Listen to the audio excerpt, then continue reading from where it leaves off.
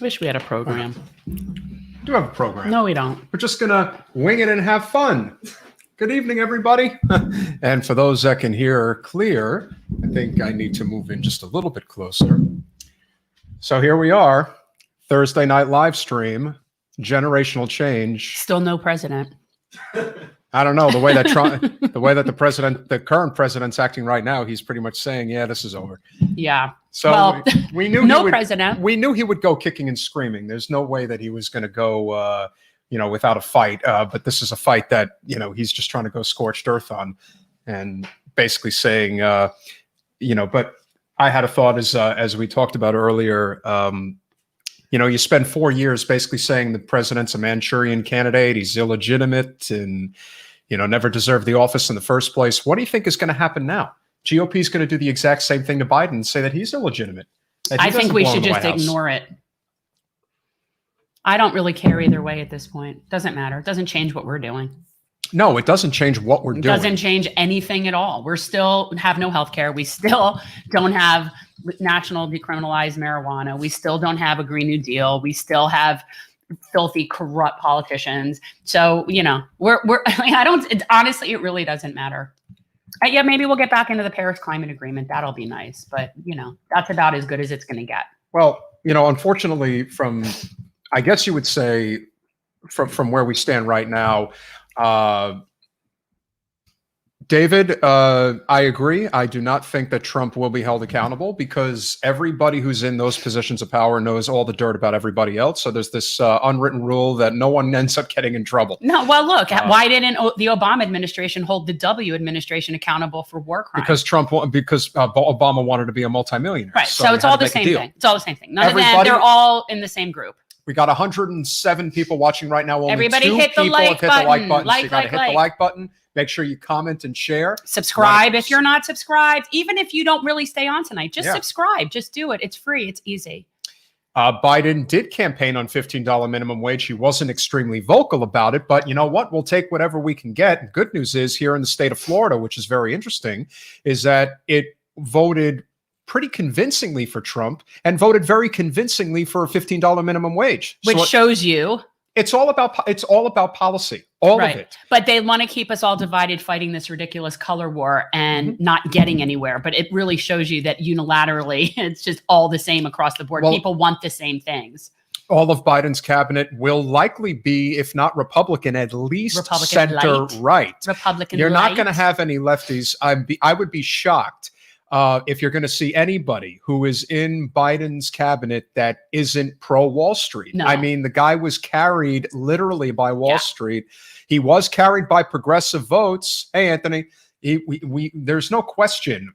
But what was very interesting, and this is something that, we were posting on social media that cannot be ignored. The fact that the Lincoln Project took like $70 million and Trump ended up getting 3% more Republican votes this time around than last time. I don't know what's more ridiculous and feckless, that or the Democratic establishment pumping how much money behind McGrath, how much money went behind, and not just her, but a lot of these other centrist Dems that are Republican light. And again, when given the choice, people just vote for the Republican. So how much wasted money was that in that controlled opposition fraud? There is no question whatsoever that we're in a situation right now that I don't know if anybody is going to learn their lesson, but the fact that McConnell didn't just win, he blew her out. Yeah. Blew her out. He beat her by 24 points or something like that. Who would have thunk? I don't know. Maybe everybody supporting Charles Booker. Hey, did you know that Amy McGrath spent millions of dollars on a pro-Trump campaign ad in Southwest Ohio? Why don't you try explaining that one? Yeah. And Trump won Ohio pretty convincingly. So, and Anthony, we agree. We obviously do not want Pelosi to be. But I don't think anybody has control over that, to be honest with you. Yeah, that's Pelosi. Well, that's what's going to be very interesting. Ultimately, the Democrats are going to hold the House. Who knows what's going to happen with the Senate? Obviously, the runoff elections in Georgia obviously now take on a significant amount of importance. Two of them, as a matter of fact. Reverend Warnock seems like a good guy. John Ossoff, he's, somebody said he's a watered down version of Mayor Pete. As far as I'm concerned, that's what we need. Look, either one of those two GOP senators obviously needs to go, especially Kelly Loeffler, who was doing insider trading. And the only reason she's not in trouble is because her husband sits on the New York Stock Exchange. We should talk about our wins, because we have four solid good wins. We do. We have Cori Bush, Jamal Bowman, Marie Newman, and is it who's the other one? Who are we forgetting? Oh my God, I can't remember. Cori Bush, Jamal Bowman, Marie Newman. There's a fourth person. There's no. I totally can't. We're still waiting. We're still waiting on California with David Kim against. Yeah, Jimmy but that Gomez. would be the fifth. There's someone else, and I can't think of his name. Guys in the chat, who are the top progressive winners right now? It's a black gentleman. It's a black gentleman, and I think he might be LGBT. Mondir Jones in New York as well. Okay. Yes, so you got four. And Mondir's also part of. It's like a picture in my head. And he's also part of Humanity Forward. Okay, so we have four new progressives in Congress, so that's good. Possibly five, depending on what happens in California. But what's also important, if you guys didn't see the election night live stream a couple of nights ago, we also had some some important victories at the local level here. That's what we need to talk about, our local wins. That's what doesn't get discussed. Yeah. Everyone focuses on what goes on in the federal level, but state level, local level, that to me is our little movement here just gained 2 new mayor allies in our local districts, which is very nice that we didn't have before. Yes. We also saw some unpleasant bootlickers not win, and that was pleasant. And we gained a few real good allies on city commission seats in, I want to say, three different municipalities. Sunrise, Aventura, and Hollywood. Yeah. So that's just city commission. We're thinking mayoral, but yes, we definitely. And we have 2 mayors now that are friendly to us. Shalala is Shananana. Yes. Yeah, you know what? It doesn't bother me in the least bit that those seats got lost, because those were not people that were working on the mission that we're working on anyway. That's correct. It doesn't make a difference to us. And what's interesting is, in Miami-Dade in particular, and that's the reason why Trump was able to win Florida so easily. And we are talking about Donna Shalala and Debbie Murcell-Powell. Yes. And what ultimately ended up happening here was you had the 2 congressional seats that went Republican, but you had the mayor's seat of the entire county go Democrat for Daniela Levine Cava. And why was that? Because Daniela embraced progressive ideals, especially on the environment, and the Sunrise movement was behind her. And she didn't just win; she won convincingly. She won by 7.5 points. What's sad about it is that these losses, along with the thing that happened with McGrath and all the other centrist Dems, should be a sign that nobody wants centrist Dems. So this whole concept of Bernie would not have won, or Biden was the most, it's really a delusion that these people have to get over. I mean, obviously, you have people, we passed our minimum wage amendment, which is amazing. We have progressive policies that are going through because that's what people want. And so the fact that somebody doesn't get elected that's a Democrat, and yet a Republican gets that seat, that's a sign that the Democrats aren't satisfying what the populism is, that they're not helping. They're not doing what we want them to do. Well, that's why I think the minimum wage passing really says it all. And listen, there's no question. This is DeSantis and the GOP, they're going to probably obstruct, and they're going to try to delay it and all that. And we all know what they're going to do. But you can't run away from what the people want. And that's what's happening here. The fact that now, I think it was like Fox News released a exit poll during the election the other night that said over 70% of the country wants Medicare for all. Yeah. This is really getting insane now. It's at the point where, and remember, we also have messaging that is completely corporate, and yet people are seeing through that. Could you imagine if an honest discussion about Medicare for all was put out there, what the numbers would look like? Well, we know what the numbers would look like. Everybody really wants Medicare for all. You've got at least 2/3 of this country support Medicare for all. So again, also it's not a partisan divide. No, it's pretty clear. So, when people talk about, you don't want to lose that seat, as if losing a seat of a corporate Dem, losing a seat is a loss. It isn't a loss. That's not a loss. Donna Shalala was not supporting Medicare for all or the Green New Deal or anything like it. So, her not being there doesn't And I Doesn't agree, hurt us. and I agree with the comment that Rob just made that the Sunrise Movement, look, the Sunrise Movement, progressives, that's who won the day for Joe Biden. This is not even a contest because the progressives had to make up for a chunk of voters, a significant chunk of voters, because remember, Trump increased the GOP electorate in the black community by 4%, 12% African-American, or it shouldn't even say that, just 12% black voters in this country voted for Trump, and 36% of them who are Latino voted for Trump. If that doesn't tell you that this is all about policy, and they're going to claim it's socialism, yeah, you might get away with that in some communities here in South Florida. But the truth is, those numbers don't lie. People are fed up with a party that doesn't want to go where the people are. And that is because the party is completely captured by Wall Street. That is the problem. And we also had a couple of other good local wins. We have Harold Pryor as our new state attorney. We get the first state attorney in more than 40 years. We have had the same state attorney. Basically, one of the worst known, offices in the state as far as that goes. 40 years. 40 years. Yeah. And so we finally have someone good, Harold Pryor, friend, going in there, which is great. And so I was happy about that. And we have Joe Scott is the new supervisor of elections, and that was also a man of honor. Yeah. And so having, I always have, just hearing. And Victor brings up a good point about, and getting back to what we were just talking about the socialist BS. Yes, again, it's a talking point because it works. Unfortunately, politics of fear work on an older demographic, but the reason it works on them is because they are hooked on MSNBC, CNN, and Fox News. And when you watch those networks, what are you going to get? You're going to be told that the other side is literally going to destroy the country. You have to stay with us, even if we're not giving you anything.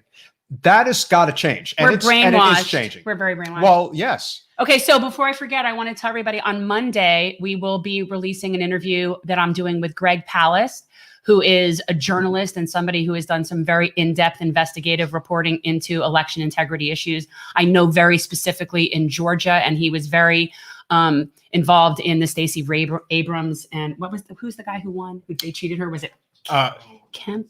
Yeah, Brian Kemp. Brian Kemp's the governor. Yeah, I know that Georgia. Greg was really active, involved in digging through that whole sham. And I believe he has a new book. So I'm going to be interviewing him tomorrow, and that will be out on Monday. So we'll have a lot to talk about of election integrity and maybe the areas that need the most work. I know Florida is definitely up there. Yeah. We're out there. We need work. And so, everything else is everything else out? Like everything's out?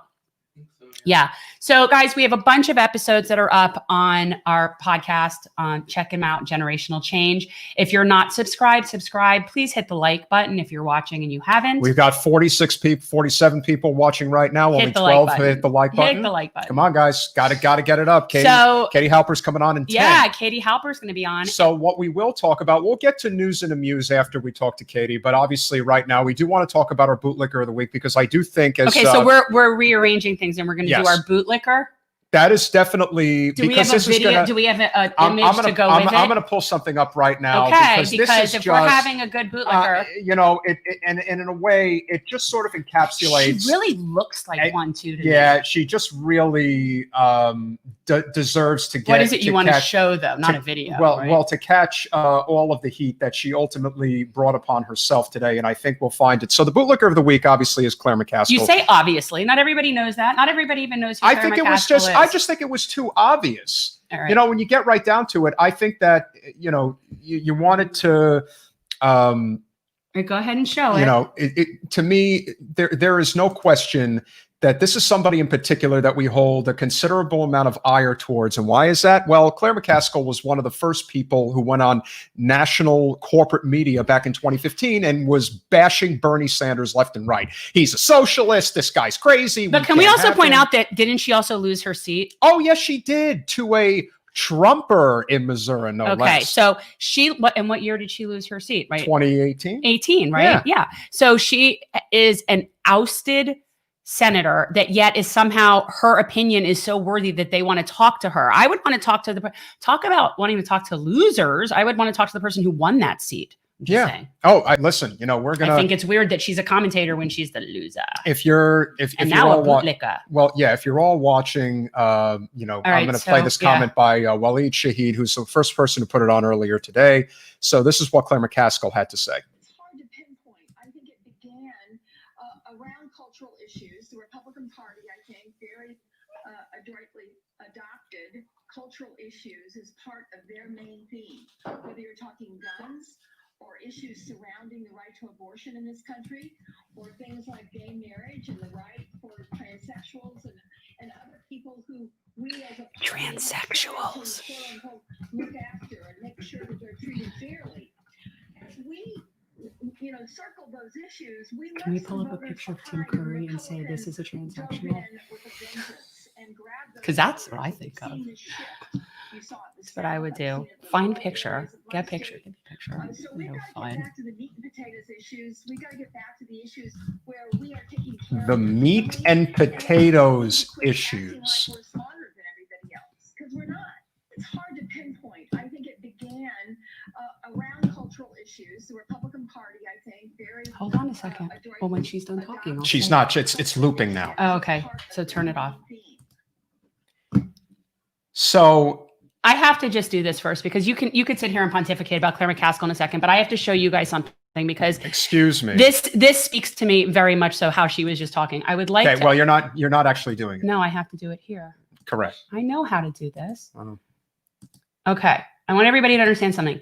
This is a transsexual. Okay. This is a transsexual. I don't know if this is to whom Claire McCaskill is referring, but this is the only person that I've seen that I know that's a transsexual. So let's just move on now. Okay. Again, if you want to act like a Republican, then why don't you join the Republican Party? Because right now we only have one political party in this country. It's the corporate party. It wears a blue jacket or a red jacket. But this idea that everything is, when you start turning it into corporatism, everything is all about what do we do? How do we avoid talking about the bread? She says meat and potato issues are bread and butter issues. You could call it whatever you want, but the truth is you don't want to talk about a living wage. You don't want to talk about Medicare. That's what I'm not sure. Yeah, heard it, but But can you just explain the direct connection briefly as to her and bootlicker? You got to break it down for people that don't necessarily really know what the only thing that matters to somebody like Claire McCaskill is making sure that she gets a big fat paycheck and does whatever those corporate special interest groups want her to do. If you're talking about an issue, a wedge issue like LGBT rights, the only thing you're going to do is stoke more fires, and you're not going to talk about the issues that really matter. I know it got canceled because I said bootlicker. It's a bad word, I guess, according to YouTube, because we are kid friendly on YouTube, so that's very important. Bootlicker? No, we are not kid friendly. We have that. So wait. That's my So then understanding. what's wrong with the word bootlicker? Apparently that's considered a flagged word. You can't post that on YouTube. Ooh. So, well, on our channel anyway, because then we can't monetize. So we definitely want to monetize. But we're not monetized anywhere anyway. Not so yet. Bootlicker. Not yet, but that doesn't mean that we don't want to be. Okay. So, again, Claire McCaskill was somebody who came out fast and furious back in 2015 and was saying that Bernie Sanders is a socialist. He shouldn't even be running in the Democratic Party.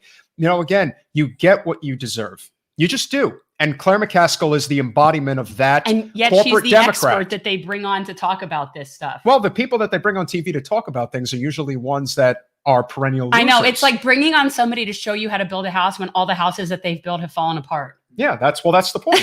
They're not trying to teach you anything new or something important. As long as you don't talk about a living wage, don't talk about Medicare for all, don't talk about UBI, don't talk about a Green New Deal. You cannot talk about anything that actually helps people. But that's the beauty of the internet, because a lot of people are starting to read up on stuff. People are tired of the fact that we are living in a pandemic. People are dying. People have healthcare attached to their employment. Who wants that? Nobody. So the easiest argument I say when it comes to Medicare for all is I don't want a for-profit middleman in between me and my doctor. There's no point to that. You're just siphoning money away from where it needs to go. So now you're way off of the bootlicker. No, but that's, again, it's an issue that McCaskill, when she ran for Senate, would not support Medicare for all. Well, why would she? That's my point. So why are you saying I'm running off the tangent? Like I don't know what I'm talking about. I don't know. I just feel like we started just talking about the bootlicker, and now we're way too deep into Medicare for all. Claire McCaskill is the embodiment of the corporate Democrat that should not be on television saying what they're saying. But again, it's all about appeasing the corporate donors, and she does a hell of a job of that, hence licking the boot. So I don't know what you're doing now. We should probably just have the map. The map of the election? Yeah. You want me to do it? Well, Okay. you could. No. I didn't type that in. I didn't even. I was just looking at it. It hasn't even changed. Since No, I know. It hasn't changed at all. Go back to the whole thing. No, you got to go to there and go to. See, if you would just let. You're just go to where it says Kansas. Yeah. And now go to show all state. There. Okay. There you go. So right now we do not actually have a winner, even though this is No, we don't have a winner. We just got losers. no. So right We now, got a couple of losers. so this is what the electoral map looks like right now. It's probably, I know that some states have called it. I have some associated groups with AP have called. I know Nevada's been called for Biden. I think it was called for Biden. I could be right. I don't want to misspeak. But the way that this is shaping up right now, Georgia looks like it's trending towards Biden. So we'll see what ultimately ends up happening there. And so does Pennsylvania. Yeah. So again, this is an election that definitely looks like it's going to Joe Biden. But until it's official, we're not going to say otherwise. And forgive us for not celebrating. But the idea that this election is this close, considering what an absolute disaster Trump has been, especially over the past 6 months in lieu of a deadly pandemic, the fact that this election is that close. I think it's because of the Russians. Maybe it is. It might be. I think that they're interfering in our elections. And so what I thought was a very interesting point today is that Trump is going to try to sully the waters now and suggest that this election's illegitimate. Biden's not a real president. Well, when he isn't, though, it really would be kind of more of a Hillary Kamala situation. Well, that may be true, but we'll see what happens, how long he's in before they start trying to manufacture having him step down. My point is, you spend 4 years talking about how Trump is an illegitimate president. Don't you think it's going to probably boomerang back on you? The GOP does not come to a knife fight without the necessary artillery to fight you back. They will fight you back, and they'll fight you back 10 times harder. And now you're already hearing two things, which I find interesting. And I believe Katie's ready to go. And so we're going to bring Katie Halper in, and I'm going to get this loaded up on social media. But the GOP is going to absolutely, if you think the Democrats fought Trump hard, you ain't seen nothing yet. This is going to be really ugly. Okay, so for anybody who doesn't know, this is Katie Halper. She is a comedian and a writer and has a YouTube show, and she's just really smart and cool and knows cool people. So Katie is going to be our first official friend to the show. She is just a friend to the show because, normally this is the first time we've had a live stream since we haven't had any candidates to come on and plug themselves. So right.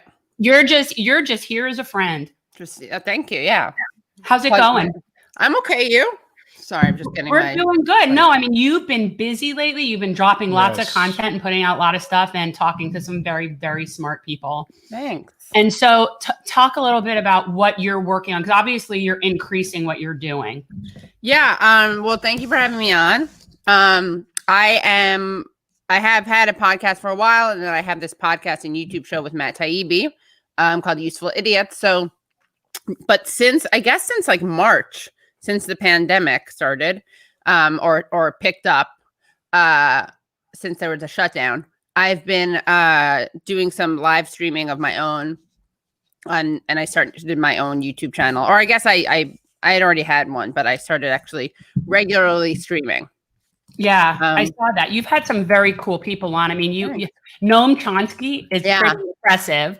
Yeah, Chris Hedges, Michael Moore. It's quite a nice little group you've got going there. Yeah. Yeah. Who else? Gerald Horn. He just emailed me. He's brilliant. Yeah, he's great. He's brilliant. Yeah. How was that talking to Noam? How's that talking to Noam Chomsky? It was good. I was really nervous. And then I did that thing where I'm way harder on myself in real time than I needed to be. So I was like, oh, this isn't going well, but it was. Yeah. And then, I'm just being really open about this stuff, obviously, but like it was going well. And then, the more I got out of my head, the better it went. One of those things. Yeah, So. it's intimidating to talk to really smart people. I met and he doesn't have a last big year. It's sense of hard. right. Yeah, and he doesn't have like a major sense of humor too. Very dry. So, yeah, he's very dry. Dry. Yeah. Yeah. Every now and then he says, yeah, but he's very no nonsense, and I understand he's 92. So, but the best part of the interview was not the best. One of my favorite parts was that there was a dog barking in the background. You could hear it, and then you could see his house where he was. Yeah, exactly. Yeah. Is your dog with you? I should grab my dog. We have our producer here, Sam, who's basically my dog's bitch, and he lets her in and out of the office as she wants. Okay, yeah. I have to grab. You can see how she prances around. She prance. She's very prancy. Wait, you've got a little fluffy. You're your parents, right? Yeah. Yeah, maybe I'll grab her later. Okay, and my producer Sam also is a huge fan of yours. Like he actually came up here tonight to live stream without his significant other because he's such a fan, and so he had to come here and see you. Oh wow, thank you. Yeah, he went. You got a fan club, Katie. It's the Sam. Does the significant other doesn't like me though? Oh yeah, he's more Vosh. Oh, got it. He's more into Vosh. So what do you make of you'll never fight over me. Yeah. So what do you make of I don't know what you would call Trump's response a little while ago. It's kind of like just a tornado like dying, if you will. What's the latest? I was editing. So We're what's stagnated. the latest? We're stagnated. He's just I was just telling Jen that if you spend the past 4 years basically calling this guy an illegitimate president, a Manchurian candidate, a Russian asset, what do you think they're going to do now? They're going to boomerang it right back to you and say the election's illegitimate. Right. Biden didn't actually win. I was really the president, and then we'll spend the next 4 years basically pretending like this election never happened. I mean, to be fair, and I'm very critical of the Dems, and I think that the way that they've attacked Trump is absurd, and the Russiagate stuff was a total dead ender. But I do think he probably would have done this without their having called him that. I don't want to deny him his agency / his Trumpiness, which is, I think it's pretty on brand, I think, for him to do that. Yeah. What we'll see and what is frustrating, and Jen, you brought this up, is how, Pelosi, they say that he's an unprecedented existential threat, and then they also pass his budget. Yeah. No, and then some. Yeah, they and then some, right? More money than he even asked for. So, I think they like him just fine. Yeah, I often quote you when you say that, like, Pelosi likes Trump because she gets to do nothing and just raise money from her donors. So, I mean, let me be clear. It's all of them. She's just the symbolic head of that group. But they love the whole thing. Yeah. And actually, what's funny is Debbie Wasserman Schultz runs on this concept. Like, even just in this general, we were getting mailers from her, and her whole advertising is she's the one who stands up to Trump. Right. Meanwhile, she's one of 30 Dems that couldn't even see fit to cut the Pentagon budget by 10%. So I don't see how that's standing up to Trump. I know, it's so ridiculous. Especially, again, if you think he's so dangerous. I mean, again, I would like it if Democrats wanted to cut the Pentagon by 10% anyway, but why are you not doing that when this guy's in office? Right. That's the thing. He's a crazy person who can't be trusted. Let's give him more money and a bigger and more military aid, defense, whatever. So let's arm him. You're at your parents. So you're in Pennsylvania, right? I'm actually not in Pennsylvania. I don't want to say where I am though, but I'm closest to Pennsylvania. Yeah, because actually when I was like twitching before, and you were on my Twitch, and I said, and everyone was like, delete that, because I guess there are weird people out there. Oh no, there's definitely weird people. But I thought you're your parents. Yeah. So you're not in the city. I haven't been in the city since March. I have to go back. I think I'm going to go back next week, although I keep saying I'm going to, and I haven't. But yeah, I got to do it. So you obviously have gotten very comfortable there. Yeah, I have. It's weird. I mean, I think it lets me be in denial about the state of the world, which is obviously a privilege, because a lot of people can't be in that state of denial because they're just facing the ravages of this pandemic and the economic fallout. But yeah, I'm really blessed. And so, I mean, I try to like uplift organizers and, highlight the work that they're doing. So it's not just like hot takes or intellectual analysis. I've had on people like Ava Farkas, who's with the Metro Council on Housing, Joshua Kahn Russell, who's with I'm gonna get him on. I've been emailing with him. Oh, good, He's nice, adorable. yeah. He's just really cool. Yeah, it's really fun. And yeah, I have to have Dean Spade on again. He's really great. I'll tell you what's sad is Joshua was supposed to be a guest of mine on a live stream during the campaign. And like the week before was when Michael died. Yeah. Yeah. And so he was just, I mean, I know they were friends and I know that really they were close. I know. And so then we just, canceled it and I just haven't, really picked that back up again. But I definitely want to talk to him about organizing. Yeah. Yeah, it's great. So now we have this Scott Perkins I had on. Who's that? With he has the Red and Green podcast. He used to be with the Rainforest Action Network. Yeah, so we talked about and Shahid Buttar, who's like he obviously is a lawyer. He obviously ran for office, but he also has a lot of insights into organizing and did organizing. Yeah, because that's what we need to be doing. I know. It's really what we need to be doing. But we need to somehow make it fun. Like I got to watch that Chicago 7 movie. Did you watch it yet? It's good. Yeah. I'm not done with it, but I'm in it. But it's really good. And Sacha Baron Cohen is a really good Abby Hoffman. Wait, it's a movie or a series? I think it's just a movie. Okay, yeah, you said a movie, but I stopped like halfway through. It's just a movie. Yeah, that's what I thought. But yeah, I mean, Abby Hoffman had a lot of issues, obviously, to put it lightly. But he was pretty good at making these things fun, which I think we need to do more of. Yeah. Because it's not just. I mean, it's an effective organizing tool. You want to bring people in, so. Yeah. So now it looks like we're heading into this next phase, if you will, whatever that's going to be for the progressive movement. And, I think one of the most difficult things that we find very often is people have a hard time kind of checking their ego. So what do you think is the best course of action going forward? I know the movement for the People's Party is definitely going to, catch some juice. It'll be interesting to see what, the Greens and maybe even the Libertarians end up doing. But I think, we were just talking about before you came on about how Florida really kind of defines where this country is in a lot of ways, because they voted even more convincingly for Trump this time than they did last time. But they also voted convincingly for a $15 minimum wage. Right. So what does that say? I mean, it obviously says that it's all about the policy. I think people are just tired of being gaslit. And then, of course, you see the BS that Claire McCaskill did earlier today. Right. I just think people can't take this anymore. Yeah. They really can't. And that's why I think Biden is going to have a very short leash if they think they're going to be getting away with neoliberal corporatism. Yeah, but the problem is the Senate's going to be Republican, right? And so he's going to that actually depends on what happens in Georgia, because it looks like they're going to 2 runoff elections with Ossoff and Warnock. So, if I don't know if it's one of them or both of them. I mean, if both of them win, then the Democrats definitely will have the Senate. And I'm not feeling that.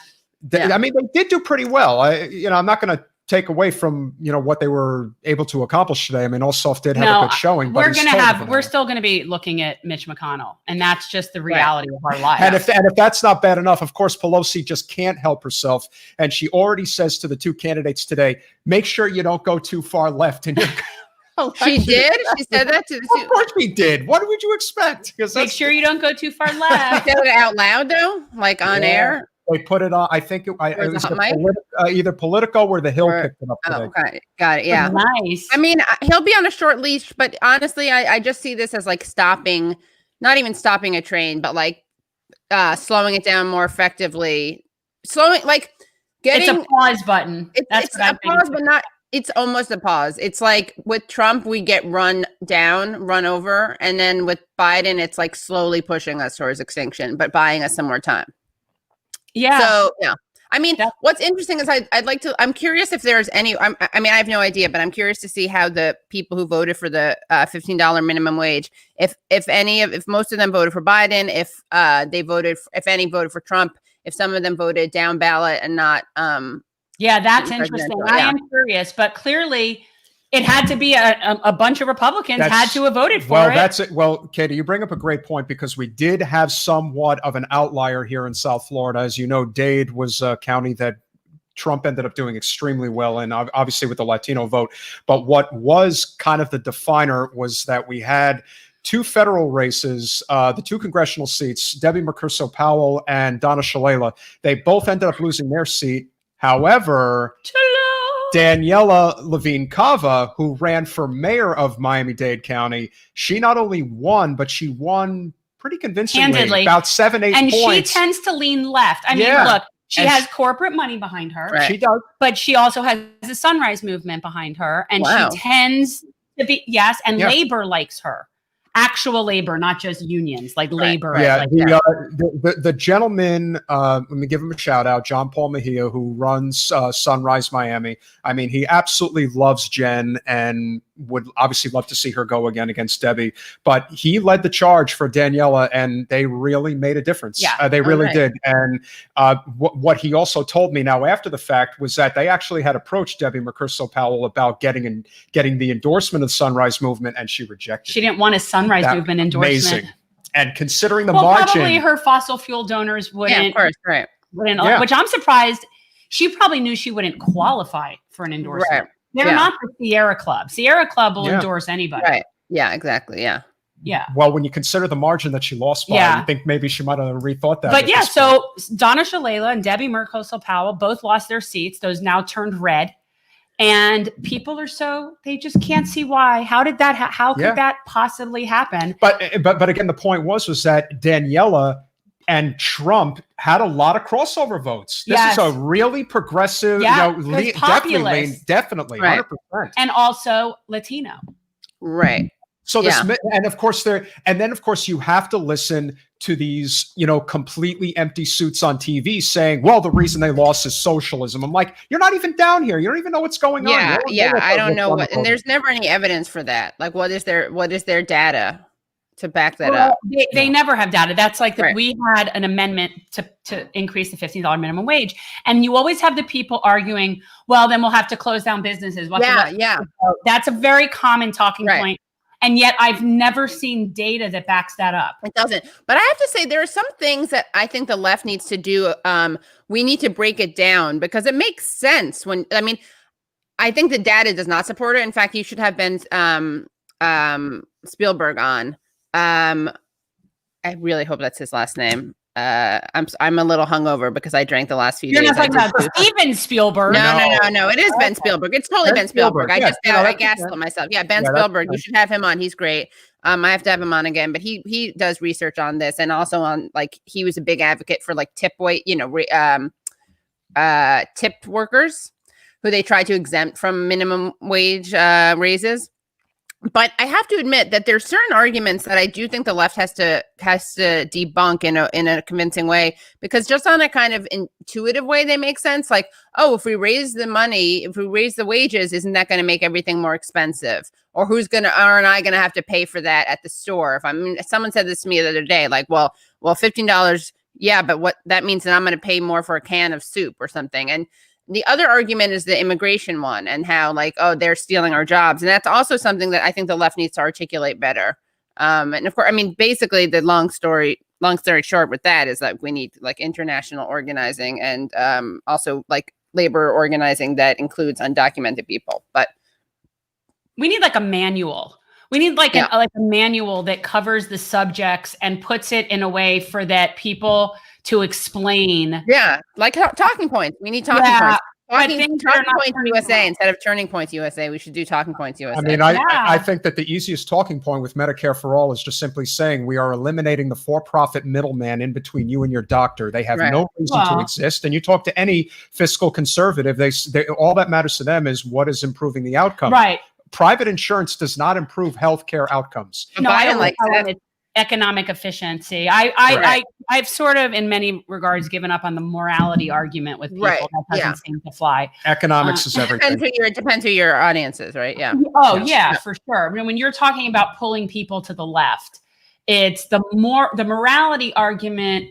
It's a hard one because those people are usually working out of whatever their fear-based little bubble that they live in. And that's how it works. It's all fear-based. Yeah, which is why I think Sanders was so effective, because he made it about, he would push solidarity, obviously, and willing to fight for, what was that great, I was there in Queens at that rally, his comeback tour.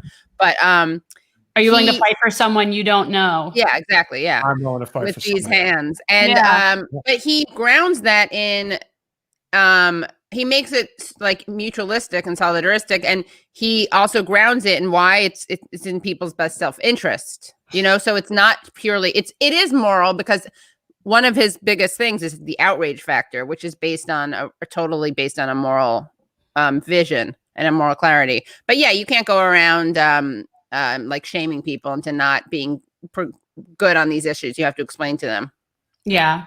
People are also just very envious. I think was probably one of the appeals of Trump. People just thought, well, he's got a lot of money, so he must know what he's doing. And, to the person who's a working stiff, he must be a good businessman. Yeah. There are still people that think he's a really good businessman. Well, you should tell, when we were helping out a lot of down ballot city commission grassroots candidates, and a number of really important people actually ended up winning here in the county. So if Jen were to run again, she definitely would have a considerable amount more allies that even if they don't endorse her, they are not getting behind. Yeah, we did our little organization did quite well locally the other day. In terms of our city commissions. Oh, great. Yeah, I was going to ask you. 1 second. Let me just I have to turn something on behind me. Go right ahead. You got to go get the Manischewitz. Sorry? Got to go get the Manischewitz. Oh. Yeah, I do. I should get the Manischewitz. I do have some wine over here. But I was going to ask you what your plans were. Well, right now we are still keeping we're trying to get more organized, but our volunteers want to still do stuff. So we're still going to be doing community service, adopting streets or dunes or different things and doing that. But we're working on building up the podcast, getting name recognition, because ultimately, no matter what we decide to do, whether it's me running again or just pushing the movement, because really that's what we're trying to do. This was never about getting me in that job. It was more about getting her out of that job. So, whatever it is we're doing, we have to just keep building on it. So we're just going to keep going. Reluctant administrators. Yeah. Roseanne DeMora, right? I know you don't want a principal who was always wanted to be a principal of a school. They're kind of annoying. No. Roseanne DeMora says heroes aren't made, they're cornered, which I think is a good. It's kind of true. I mean, and that's because it can't be something that you really aspire to for yourself, because then you're not going to be on the behalf of other people. Yeah, exactly. I'll always love Roseanne, because I was at the People's Summit in Chicago, and Roseanne called Bernie out right on the stage. I was like, I could not. For what? What'd you call him out for? She basically told him that if you're not going to get anywhere in the Democratic Party, you might as well think about moving this country. I think I remember that. Party. I was standing right there with Jordan. I was like, I cannot believe he said that. But somebody had to say it. Yeah. And that's why, and of course, it's either a teacher or a nurse, the two most underappreciated, yet two most important professions we have, that are going to take the bull by the horns and just say, hey, this is what's got to happen. Because it's going to. I wish our teachers would all, we're a right to work state. And so they're not allowed to strike here. No. But yet, and this has always been my concept about labor. You don't wait for permission to rise up against the person that you're rising up against. Like, if you have to wait for the permission of the person you're trying to rise up against, it's never going to come. So the idea of that a strike is illegal. Well, yeah, that's the point. If it were legal, then it's just political theater, because it doesn't really matter. Right. So that's you're not fighting for power. Yeah. Right. The whole point is you're doing it anyway, and it's a risk, which is obviously not my risk. So it's easier for me to say, but I would love for all of this. Florida, I want to say, is 46th or 47th in terms of our teachers and where they fall in proportionally with their salary. It's horrible. It's horrible here. Well, again, in a right to work state, you've got, and I've always said one of the worst, if not the worst, you want to call a cabinet member of the Trump administration was Betsy DeVos and what she did to education. I mean, you want to talk about a charter school nightmare that exists here in Florida. The tax dollars, there's GOP in the sense of what the GOP is in the United States, and then there's the GOP of Florida, and the things that do down here that are so backwards, so anti-worker, so anti-choice, everything. It's just, it's bad. And that's why I do think with, Trump going, I think that that's going to be very helpful in whoever chooses to run against DeSantis in 2 years, because, even with Trump out of office, he'll probably still throw his weight behind DeSantis. Yeah, no, Florida's always the last of the party. So let me ask you though, because what are the key issues to you? What are the most important issues to you? I mean, I know you're always the person that's on the interviewing side and asking the questions. So, what matters most to you? What does matter most to me? That's a good question. I mean, there's Medicare for all, which is a huge issue. There's housing, which I think is kind of an underexplored issue or often a little bit neglected issue. And I also think that there's a big thing in terms of like something that I think is important is like, I keep quoting Sirota, but he did make this interesting observation about how when Gorsuch was when he was on, being confirmed, sadly. And they were rubber stamping him through. Yeah, but Al Franken actually did a really good thing where he was interviewing him and about that guy, this truck driver who I talked about last night on my podcast. And since I don't drive, it took me like 1,000 years to explain it. But a truck driver who basically who had to drive away in his cab from his trailer or else he would have frozen to death. And Gorsuch sided with the employer who fired him. And Al Franken went after him very effectively and very deftly on that. And that is, I think, an example of how the Dems, they claim to care about identity politics and cultural issues and civil rights, but they don't even know how to effectively fight for them. If you want to reach people, you talk about economic issues. I mean, reach people who aren't already with us. And then you get people into office who are better on social issues. But they don't want to do that, the Dems, because, the donors, obviously. You do bring up a good point, and that's actually a good segue. What are your thoughts on cancel culture? Because we've I interviewed Chomsky. I asked Chomsky about this, actually. Yeah, and Jen was, in the crosshairs of what I call what happened? Group of mean we have their local feckless establishment, local Broward mean girls. But they try to use it. They're so mean. Yeah, well, they use what it did as they a say? tool. Well, I'm a racist. I'm a white feminist. My microaggressions, and just all this stuff. But it's things at this point that have been like telephone game so that the people that are saying it don't even know to what they're referring to. And it's just so ludicrous at this point. Right. And basically they just don't like me. Okay. They just don't like me. Right. So they're looking for things. It also doesn't help that several of them are directly connected to Wasserman. Well, that's the thing. So her staff members are friends with this group. Yeah. So it's is it an official group or it's just a group of people? There's a few. Well, no. I mean, it's like an organization, or there's a few. Okay. So it's affiliated with everything from our local Dem clubs. There's a few of our local Dem clubs that are this group, and then we also have our statewide Roots list, which is just this. Basically, they're just trying to raise money for themselves. I don't know what they're supposed to be doing, but it's all just this group of connected mean girls that are just looking out for their own careers. That's basically what it is. And then they'll take down anyone who's not part of them, who isn't with them.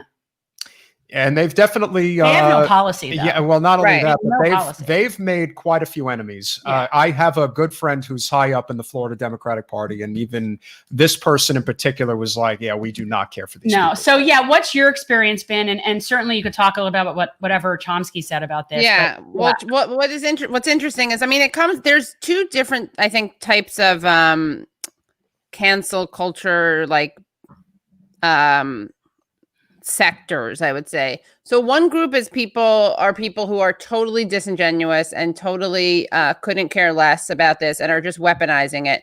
Often weaponizing it, ironically enough, to kind of buffer or in the defense of policies or principles that are actually racist, not overtly, but because of the intersection between race and class, wind up harming people of color the most, or they block policies that help people of color the most. Of course. And then you do have people whose, I think, hearts are in the right places, but they don't. There's like there's a groupthink factor, and then there's also, I think a lot of people think that they're acting in solidarity, but and then it kind of gets lost in the shuffle. Like, you don't even know what the accusation is or what the thing that they did is. And I think that call-in culture is important. Like, we are going to have to, if we want to have a broad movement and a coalition, there's always going to be opportunities and the need to actually, to educate people, but not in an alienating way. But what I find disturbing about and it's such an amorphous term, and what does it mean? And there is, what I do find scary is that I think a lot of people on the left have become, like, to be clear, the people who signed that Harper's letter, a lot of them were hypocrites. I mean, Barry Weiss, like, tried to get Joseph Mossad fired, a Columbia professor, and she smeared him an anti-Semite. Right. Who was the other one? Carrie something. I can't remember his last name, but Carrie something. I talked about him with I had on Ali Abu Nima, who's a great guest, by the way. And Carrie Nelson. He also got Stephen Salaita fired. And then they become all precious about free speech. And then on the other side, you have people who are more leftist who I think because they see hypocrites like these, they kind of dismiss free speech and they go to like, oh, poor white tears or whatever. Yeah. Or this is violence. And the problem with that is that, like, content moderation will not save us. Why would we ever think that, like, Mark Zuckerberg has his heart in the right place and is going to save us?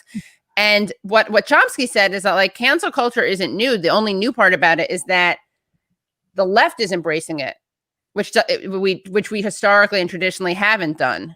And I do think that's scary. And of course, the big thing is that, you know, with censorship, I mean, I think a lot of people, again, who have their hearts in the right places, and I always try to bring up this example, but like the people who are going to be most marginalized, most silenced, and most muzzled are going to be people who make arguments that, you know, are threat to power, or make arguments outside of the orthodoxy. And so that's often Palestinians or Israel critics, whether or not they're Palestinian, but especially if you're Palestinian, you're Israel critic, forget about it. And we saw, in fact, a bunch of Palestinian, both journalists and just civilian, you know, just people, they had their Facebook accounts deactivated for no reason. So I think it's important to remember that, and that it's not going to end well.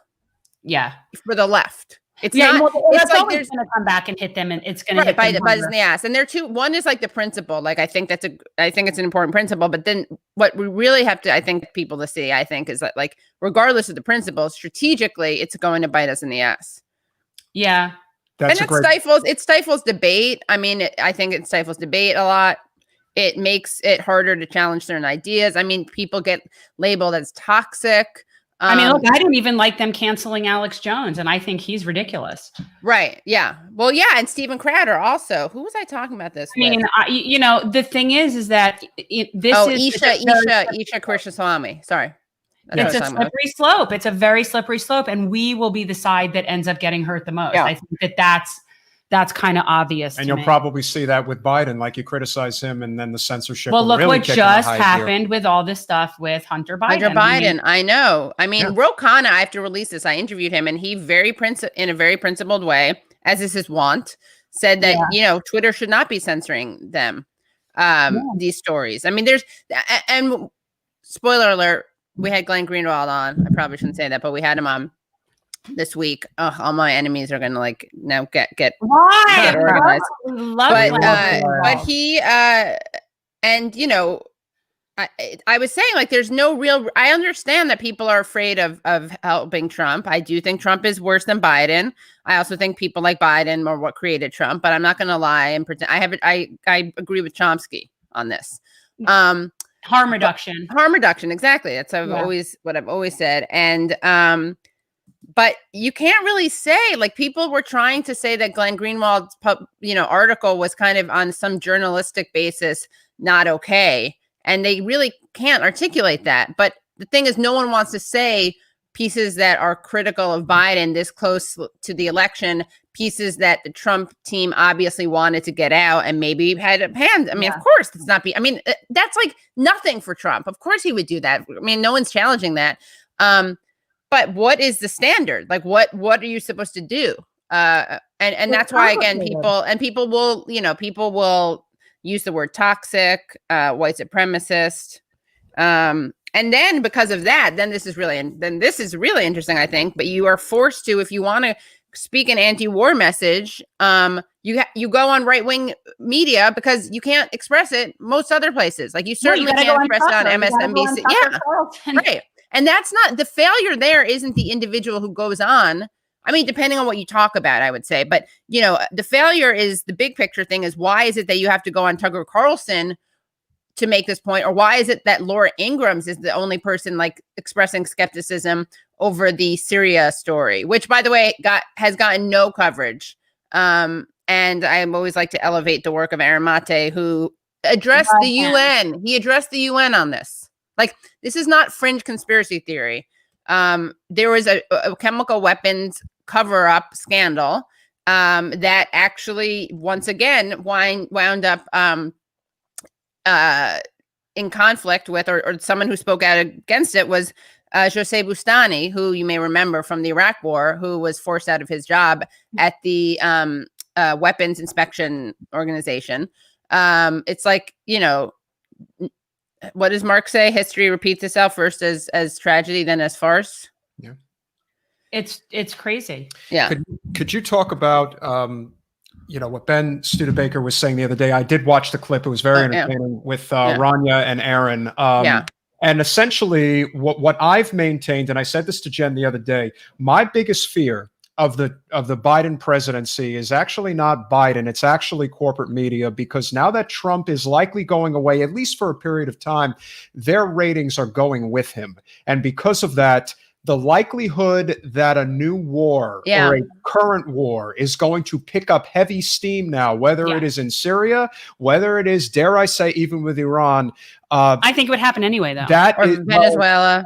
Or Venezuela, or trying to listen. You know, you got Wasserman Schultz here, who is aching for the war in Venezuela. Right. So having Trump gone and knowing that their whole lifeblood, you know, you saw what Moonves said, you know, 3 years ago, where, hey, Trump he may not be good for the country, but he's really good for us. Right. So now that Trump's gone and they don't have that cash cow, what are they going to do? My fear is that war, as Mate would say, is, you know, that's going to be the order of the day. And that's something we really have to fight back against really quickly. Yeah. Although Mate also says that, you know, we should be voting for Biden instead of Trump, as detestable as Biden is. And, yeah, I think that the left, it's not like Biden's going to do the right thing out of the goodness of his own heart. We just have to try to exert all the pressure points we can.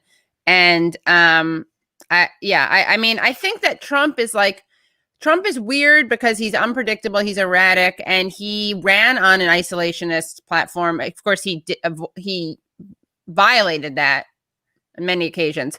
But he definitely, I mean, I think we saw with Soleimani, he's not just like, he's like occasionally hawkish, and the way he's a hawk is like really kind of, I don't want to say that because then that kind of sanitizes or whitewashes when the U.S. enters into war, like officially. So maybe I'll retract that. But there's something he's doing behind the scenes sneaky stuff that's warmongery without officially doing war things. Yeah, right. And also like without, I mean, that was a very, like, it was horrible. But it was kind of reckless. Can you imagine if that happened to us? Can you imagine if some other country just decided to take out one of our top generals and a handsome one at that? I always have to say that. I've been saying that since it happened. And was he good looking? Is that it? Yeah, and very good at memes. That's why Trump was so threatened by him. Oh. That's unfortunate. I mean, he like defeated ISIS. I mean, he helped wipe out like ISIS. It's like, I mean, look, ultimately, I voted for Biden. I've said that. I'm not happy with it. I don't feel good about it. I'm not promoting it. But I've always made it very clear that I in no way let him off the hook for everything that he's done. And that includes very, very credible sexual assault allegations. Yeah. And so for anybody who is watching and doesn't know, Katie was the person who first spoke with Tara Reid about her allegations against Joe Biden. And, you know, whether or not that is 100% factually true or not is really beside the point, is that it's a credible allegation. Right. And that you're supposed to take seriously. Yeah. I mean, the thing that most frustrates me is about that is watching these pseudo feminists or part-time feminists or feminists when convenient who went after Tara and also went after me and said that I ruined the Me Too movement. You ruined it. Yeah. No one ever said, and they made it about like a journalistic thing. And I'm fine. If you think that the way we report on Me Too is well, they don't, but they do in some cases. Like no one ever said, oh, the way that they ran that Christine Blasey Ford without being able to spend a month looking into her finances and background, that was irresponsible. Just be consistent. Like be consistent. They couldn't have found out the stuff that they found out about Tara, which was like most of, there's some stuff I don't want to talk about. I'll talk about later for various reasons. Yeah. But I'll get back to it. But mostly because I don't want it to get weaponized in this, in the election. But there's some interesting stuff coming, I think important developments. But most of it was landlords who these publications went to kind of extreme lengths to describe in ways that other than landlords, like a person she lived with or something. Right. But the idea that it's like just own it, like with Glenn. They had to make her seem promiscuous. They have to make her seem unreliable and transient and all of those. Yeah, things. And you know what? It's like if you're not rich and you are not like a Stanford professor, and I believe Christine Blasey Ford, and it's not a zero-sum game, and I don't resent her, but like you have no chance if you're accusing a Democrat and you're not wealthy and extremely I don't know, credentialed, like for it's like, don't even do it. I feel terrible saying that, but maybe don't do it. That's like until we fight until we make the world better. It's so like, I mean, I feel like we have to keep talking about this. I find it to be an extremely credible allegation from her. And and then the other thing, sorry, just one other thing is people who are like, oh, this story was rushed. Like, no one. The New York Times ran the Julie Swetnick story. No one, who said, I guess she had allegations against Kavanaugh, which then I don't know, did she retract them or did they just determine that they weren't true? Was she the one that was talking about like she was at a party or something? Yeah. I think that it just came out that she was lying, but I don't remember. But like, where were those people? Why wasn't the New York Times? And Ben Smith asked Dean Packett this, the editor in chief of the New York Times, like, why did you report on that so quickly? Which turned out to be not true. And why did you take so long with this? And he actually changed his answer. I don't know if you remember. I was going to say, what valid answer is this? He changed it because he actually incorporated a Biden talking point. Yeah, I have to go back into it. What was it? They edited it. Sorry, I should get this right. I think his quote was, I have to look back into this. He was told what to say. Yeah, and then they changed their headline. They changed a piece of a tweet that they had, a very misleading tweet. And then of course the Washington Post misquoted a police report. Like, I don't even know how you misquote a police report. But yeah, because they're not real. These are not real journalists anymore. Yeah, they're stenographers. Just be principled. Like, either you listen to women, let them tell their stories, or you don't. Like, I defended Shahid because I looked into it, but that woman had the right to tell her story. Of course, I certainly wouldn't ever say that she shouldn't be allowed to tell her story. No, and we also some allegations are more credible than others. Yeah. And some people have a long history of doing things that are caught on camera that are very, very just, kind of creepy. And when you're going to be a creeper, then allegations that are creepy, you're going to seem extremely credible. Right. Yeah. I mean, it's all ridiculous. And he needs to be accountable for that. And honestly, I don't plan on letting that go. Yeah. You should have Tara on. I would have Tara on. You go back and you look at the primary and you think about the fact that there are numerous videos of Biden inappropriately touching children. And the idea that the Democrats are so soft and so weak, this is a blood sport. You're trying to be president of the United States. Yeah, I know you're going up against Trump and you don't want to give them any ammunition, but this idea that you think that it's not important to talk about really legitimate issues, now you can like I said, well, it's like the Hunter Biden thing also, like you either air them early or you air them now. And I think it looks like it won't matter. I mean, Biden's going to win. I think, but right? That information wasn't new. We knew it had happened, right? Now we just got to see it. So I think that But I also think that if It wasn't like earth-shattering new information. But I also think if Dorsey and Zuckerberg didn't stick their nose in this thing, it probably would have been a fly-by-night, one-day story. Then the bigger story wasn't even Hunter Biden; it was the censorship. Right. That's the story, because that is the slippery slope. Now the corporate media is going to take Trump's fake news and turn it into their own thing and basically say anything that's legitimate. Oh, it's fake news. It's not real. So we're not going to. You already see that, but to me, it's like they're just all filthy. So I don't even see why that story was that newsworthy, to be honest. Right. I just think anybody who is friends with, and it's again, if you've been to DC and if you've been to Manhattan, there is a very specific group of people who are allowed to get their voices out. You know, Jimmy Dore was bringing it up the other day, which I thought was very good, is the fact that Dave Weigel was one of the loudest pro-Iraq war news correspondents in this country. And this guy is like the lead, political correspondent for the Washington Post. It goes without saying that, again, cliche as it may be, it's a big club and you ain't in it. If you are going to play their game, you can have a comfortable life. You can have all these connections. If you go against us in any way, we will literally shut you out, and we'll just, in some cases, we'll destroy you. So to me, it really is just about the fact that Biden is in that club and they will do whatever they have to do to protect him. What's happening So we got a lot of viewers coming on. What did you do something, Katie? Did I you retweeted it. I retweeted retweeted it. There it goes. Sound like we got some sort of boost. Okay, so everyone who just came on, please hit the like button. Put that in the chat. That's so now. funny. Like, look, so it's good to have friends in high places, or it's good to have high friends in all places. So you're right.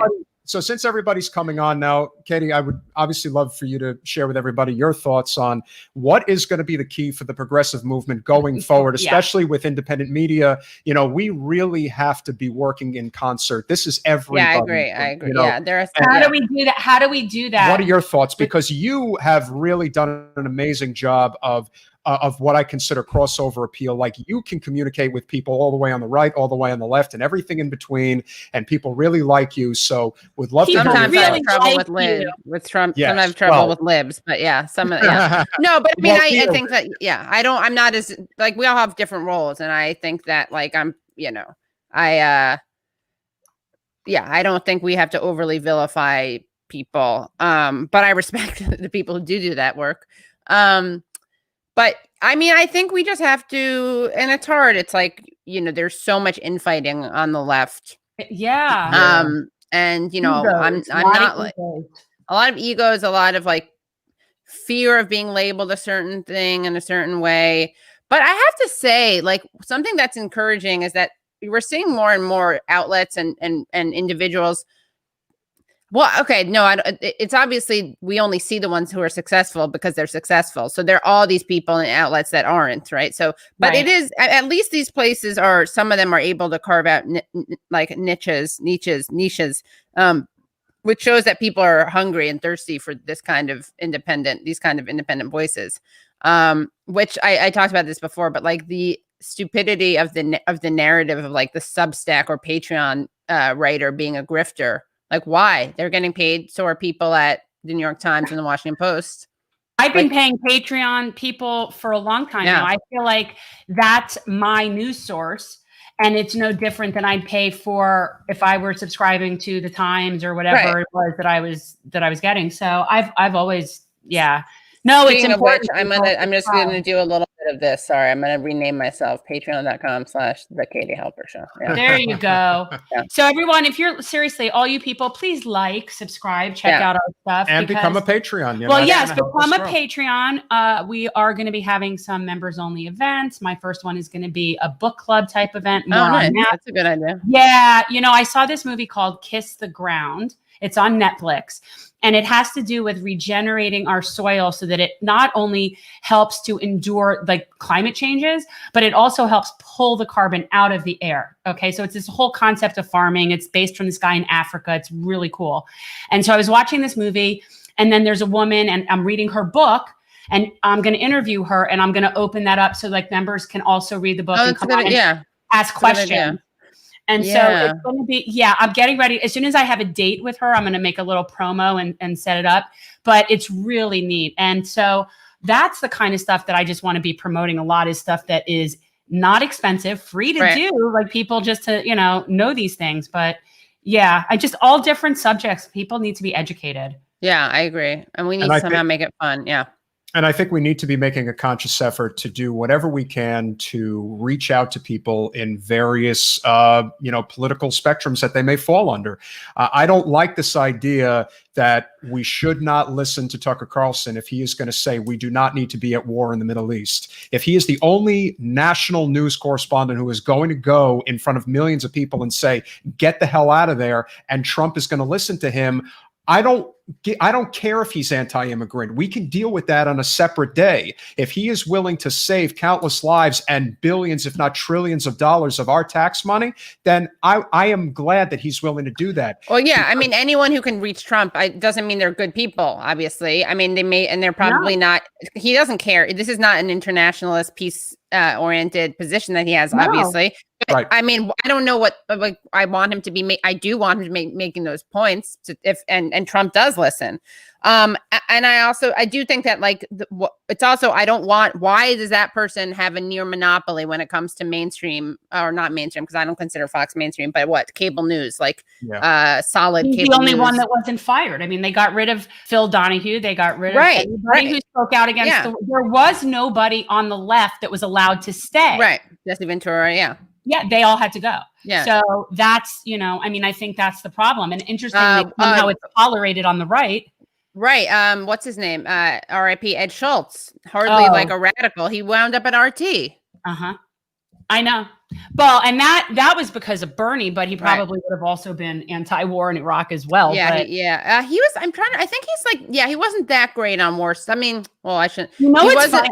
I spoke on his show once. I called into his radio show once on Air America and had a little conversation with him. And this was back in the day when he and Rachel Maddow shared a platform, which is so, if Ed Schultz was alive, can you imagine what he would think of Rachel Maddow? I mean, well, they were on MSNBC together. I know. Yeah. But now look where she is.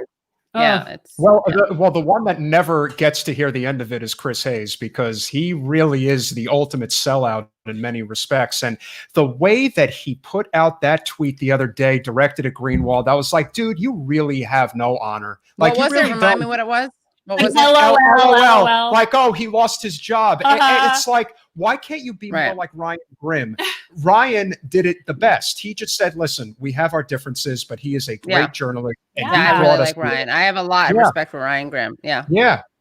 But Naomi decided to make a really she put up a good message, and then she put the second one up basically trying to discredit him. I'm like, listen, let sleeping dogs lie. We know you have a job and all that, but you're not doing any favors to this movement if you're going to throw somebody like Glenn Greenwald under the bus. No. You're just not. It's not helping. And I know that they have to know that.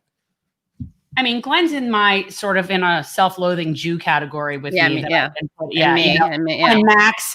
Max is in there. Yeah, it's an Aaron. Aaron, it's a nice little group, Who else do we have? Sam Cedar on this issue, I would say. Who else? Although who else? I remember Jank, you mentioned me, Sam Cedar years ago, and Glenn Greenwald. Yeah. I've always been a fan of Glenn. Norman Finkelstein, another one. That's also on my list. Would Daniel Ellsberg fall into that? Well, but that's old school. Yeah, well, but he's great. Yeah. And then there's Snowden. I mean, the whole Snowden and Chelsea Manning and Assange. The Assange thing is absolutely disgusting. And why do people think it's okay what is being done to him? Listen to Daniel Ellsberg. Why don't you respect him, right? Pentagon Papers guy. Don't you guys like him? They didn't then, though. Isn't that interesting? Well, right. Exactly. And then the thing that really kills me is come on, guys. You're siding with Trump over your man, Obama. Obama decided not to prosecute Assange.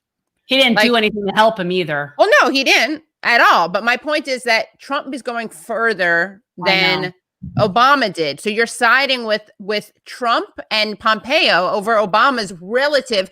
Look, he didn't do anything good on it, but he had relative restraint. I mean, they went after him, but then they decided not to go as full hog or whatever. And I mean, if that guy dies behind bars, which is very likely, it's going to be such a stain.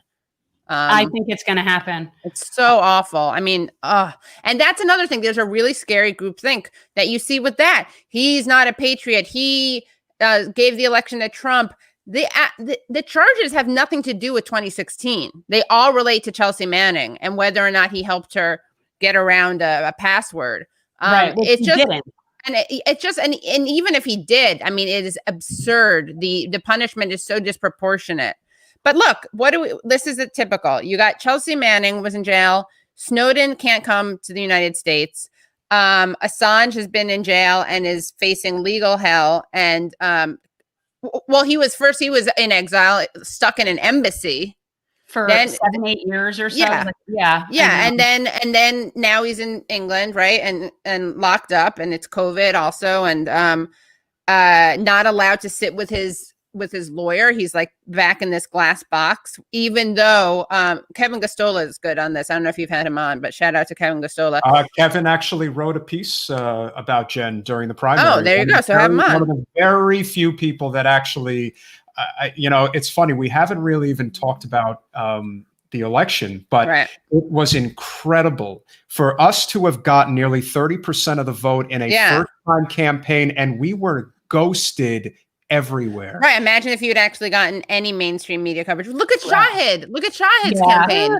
No one covered it except for to pick up the story about his, alleged. Oh, they love that story. Yeah. That they were interested in. And again, maybe Pelosi thought that he was catching some fire, and they decided that we got to. It's not that I think it's beyond anyone or below anyone to do that, but I don't think that's what happened. I think this was a thing about disgruntled people from the staff. And what makes me sad is I don't think all these people are bad people. I think that there's a difference between the individuals and the media that reported on it in an irresponsible way. And I thought DSA was ridiculous. DSA didn't even have any language about what he had done ultimately when they rescinded their endorsement. And that was, again, that's like, look, the left is going to be, like Jenkin and Anna had a good segment on this, but they kind of, I think in some ways, like they didn't miss the point, but they didn't, I would have emphasized something more, which is that like, it's not just that like it's not a question of we have to be able to afford people who aren't perfect. Like he just didn't have any, there was no there. Yeah. I think this speaks to the greater issue that we were talking about the left and how they can't unite. Yes. Look, is it very conceivable that Shahid is difficult to work for, that he's probably like a boiler room type guy? Yeah, it's very possible. Don't ever lose sight of what you're fighting for. Well, also, if that's going to be I just think that that's then say that's why. And if you want to go to DSA, you want to go to DSA and say, we're taking away we want to rescind his endorsement because he's a dick or he's hard to work with. I just think that that's first of all, I think that's not, that's a ridiculous reason. It's a ridiculous reason, and everyone could be fired because of that. And I thought that there was a lot of mission creep and like kind of exploiting the Me Too movement. In this case, I do think it was by kind of mushing it all together, making it kind of like Me Too adjacent. And there were a lot of allegations made and then taken down, but it was like the damage was done. How did he do? Do you know? Do we know how he did? He got 20%. He did it was not, like 80-20. It's tough. I mean, but look, he got no mainstream coverage whatsoever. And there's a self-fulfilling prophecy where people say, well, he's not going to win because he's not getting media coverage, so I'm not going to cover him. It's like, and you had that too. The same thing with organizations giving endorsements and unions giving endorsements. Exactly. Right. It's a self-fulfilling prophecy. It's a self-fulfilling and they'll prophecy. say, well, you guys don't have that much of a path to victory. I'm like, well, maybe we would if you would back us. Yeah, exactly. And then like, he had money. And then another thing that happened with Shahid's critics was that, and I just released, everyone should also subscribe to youtube.com/The Katie Halper Show. To subscribe, by the way, you subscribe and then you press the bell, which I didn't know until recently. So you do two things. Yes, but I released a clip.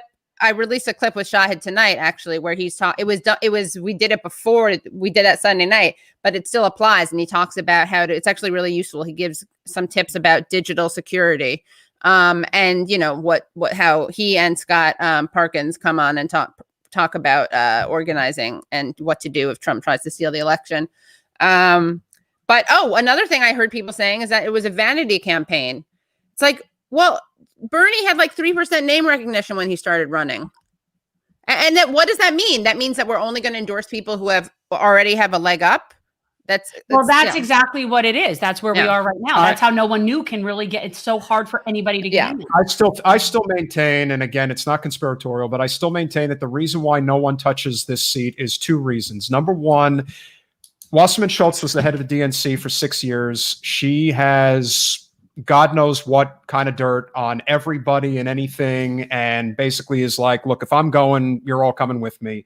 And then I also think it has to be said that, Canova really did a number on, people not wanting to kind of touch this and, kind of sully the water a lot of ways. And then just recently, right before the election, Canova came out and endorsed Trump. And it's like, okay, mayor. When you do things like that, you're hurting the credibility of the movement. And that's always the thing that I maintain that Canova never understood, is that it was never about him. It was about the movement. Right. It wasn't about Wasserman Schultz. It was about what are we doing to get better representation at all levels of government throughout the country. And for him, it's always been this pity party about they did me wrong. I'm like, Bernie Sanders had 2 presidential primaries literally stolen from him. And the guy is still going out there and fought harder to get Biden elected than even Biden was fighting for himself. Yeah. So, until you recognize that it really is about the collective and about getting away from this whole idea about, well, how can I get into the spotlight? Well, that's the thing. I mean, people want it as a job. And I think we need to get away from that. And that's what we're trying to do. That's what we're saying. Generational change is the concept of transforming politics into service. Which is a great segue. Yeah. What does generational change mean to you? Yeah, but but also if you do, yes, and because you don't want it to be something that only independently wealthy people can enter, right? Yes. So, of course. Yeah. No, politics and service, meaning your politicians are supposed to be serving you. Oh, I see. Right. Yeah. Politics is service to the community. No. And that's what their function is, to be a community servant. And that's what we were doing on our campaign. And that's what we're about. And that's really what we're promoting. And candidates that are not getting support from the establishment are getting ghosted from their media sources and giving platforms to all the people that are really in this for the right reasons. Right. And that is service. So that's what we're saying, transforming politics into service. So what does the idea of generational change mean to you? Besides the name of your show? Besides the name of my show. Generational change. I think I don't want to repeat that narrative that you're not pushing forward, but this kind of anti-boomer, or we got to wait for these people to die off. I mean, I think my parents have great politics. They're boomers. I think that but of course there's tons of get off my lawn boomers also. Generational change. I don't know. I think that I don't think we can afford generational change in a way. I think we have to make intergenerational change. We can't just give up on certain segments. No.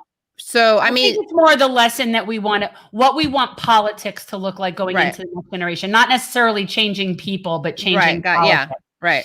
Yeah. I mean, I don't know. It's so bleak. I think my hope is that Biden buys civilization a couple more years through his climate. And those 4 years making sure that Kamala Harris is not the person who's running in 4 years. Yeah. I joke Bernie 2024, not going to happen, but do you anticipate? I believe that there will be a primary in 2024, regardless. I think it's going to happen. Yeah, I think so. Who was I talking to? Oh, it was Shahid actually, who was saying that he thinks, God, I talk about my guests so much. Whoever's on recently is in my head, but because I listen to it again and again also when I'm editing. But he was saying that Kamala is more flexible. Not in in some ways it's a character flaw, but she's less ideological and less policy based. And she's just So she's a bit of a chameleon politically. So if she does take over, there probably would be some more room. I don't know. I don't even know. It's not pushing Biden left. It's just having someone who we don't have to worry about. I don't know. I shouldn't say that either. Sorry. I'm really tired, and did 2 live streams in a row last night, the night before, and there was drinking involved in the first one because it was a drinking game that I did with Matt Taibbi. Well, what do you do? What was the? I did what a do you do? 7-hour marathon, by the way, Tuesday night. I Wow. saw. Yeah, I saw. But what I do you did- we drink did 3 on? hours, so we thought we What were tough. words do you like? What are your drinking game? What do you drink Well, on? we tried. The problem is, talk about corporate media, that you're not allowed to stream CNN or MSNBC. So Right. we weren't able, so we had to watch C-SPAN, which was so boring. That'll And make you drink. and I mean, I would love to, like, nothing was more entertaining than watching MSNBC and CNN people. So we watched it on silent. And we could read the text, but it was terms that we expected them to use, but we just wound up just drinking. For the debates, it's very easy to do because you have terms, and the debates you can watch on C-SPAN. We said for Biden, it's come on. Not Yeah. even man. Every time Biden said "come on" and every time Trump said China. we China. had to smoke Right. a blunt. Oh yeah, China. you must China. have been really China stoned. virus. Yeah. Totally have to get rid of the China people. Oh, 'cause it's they're not bad. That's not bad. It's pretty good. Yeah. You're a really terrible person. I know you weren't supporting me, so I totally can't support you either. Wow. It's Really? good. Yeah, I'm gonna see you on the street in New York in the near future, and you better not come. He's to my not as hotel. good You're as not that guy welcome. you have. What's his name? Anthony. Uh, Yeah. Anthony.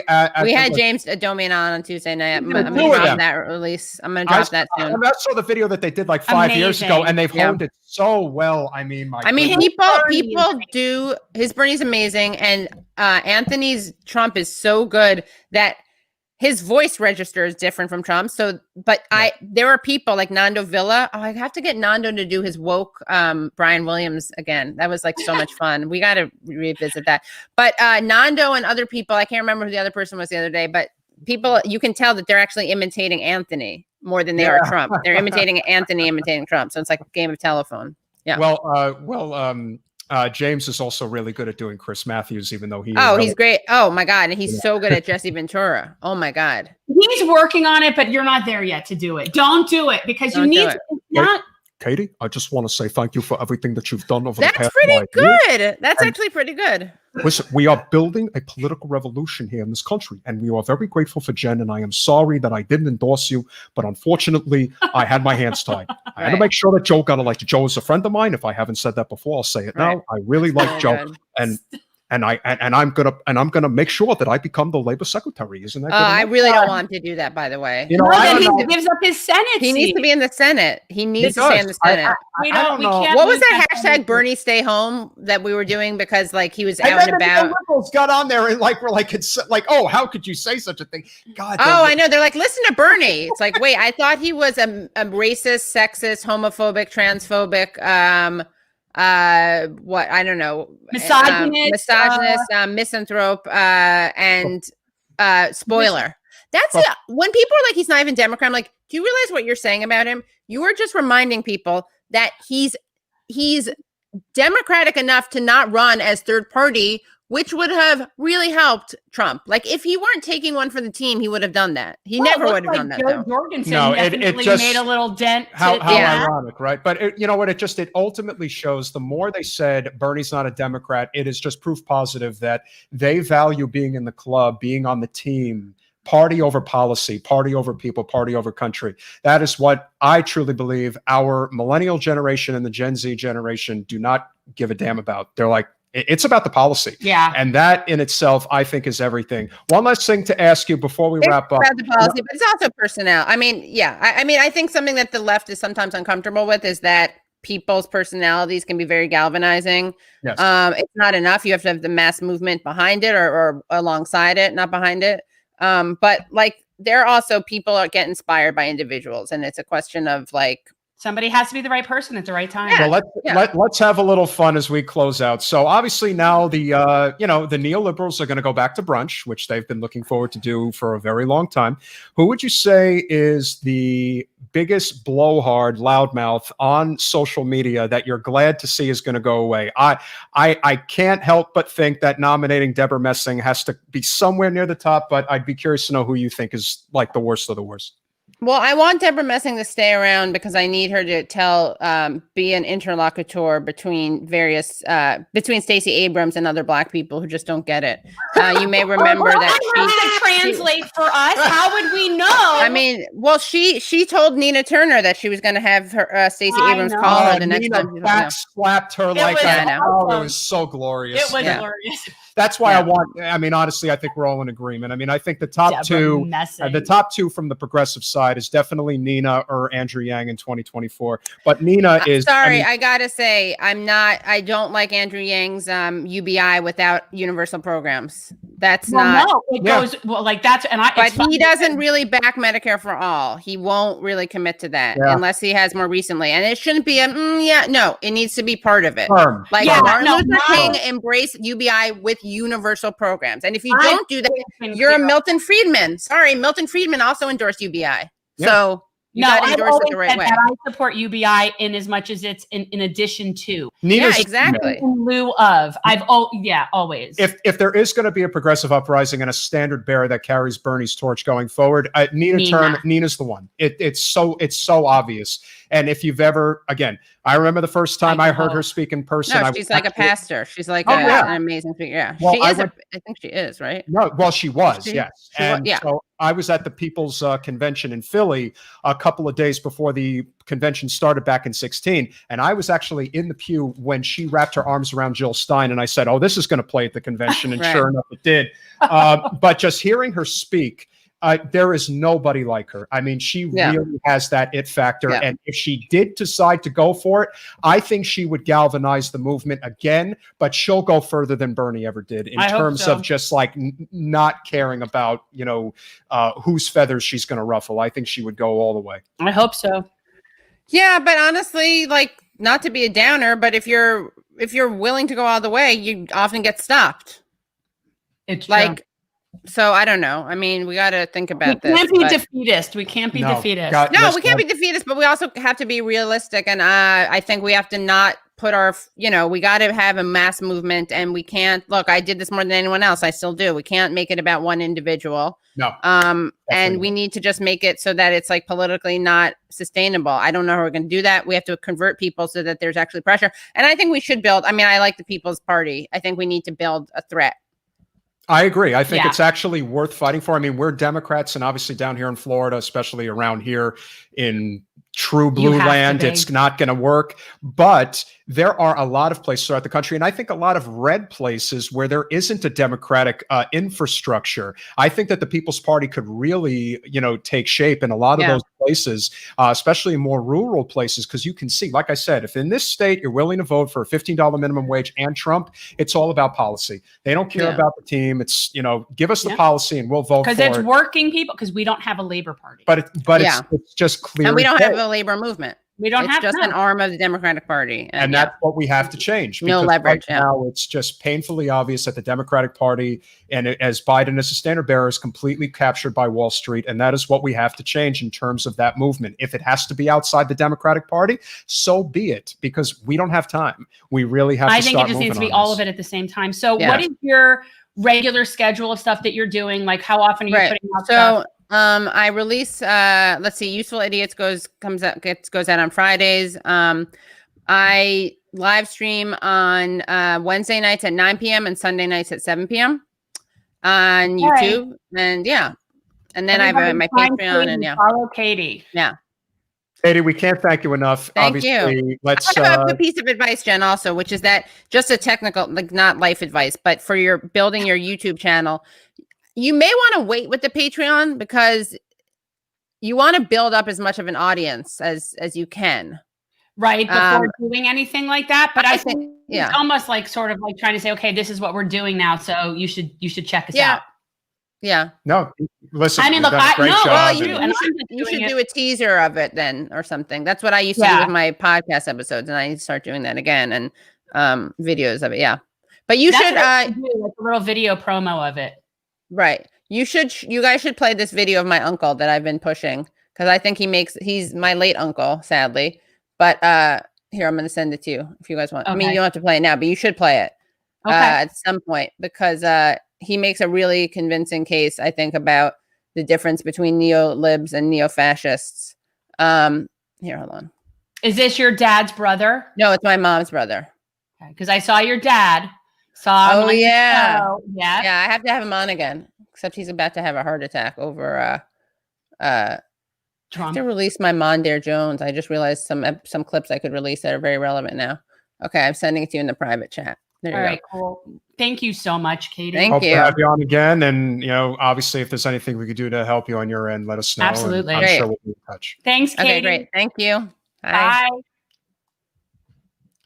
Well, that was great. How fun is that? I mean, she's just, Love Katie. yeah, she's just she has that great blend, and she actually is, Because she's just a normal person. well, she's got that dry New York wit, if you will, that just works. And she's You just smart and normal. She is.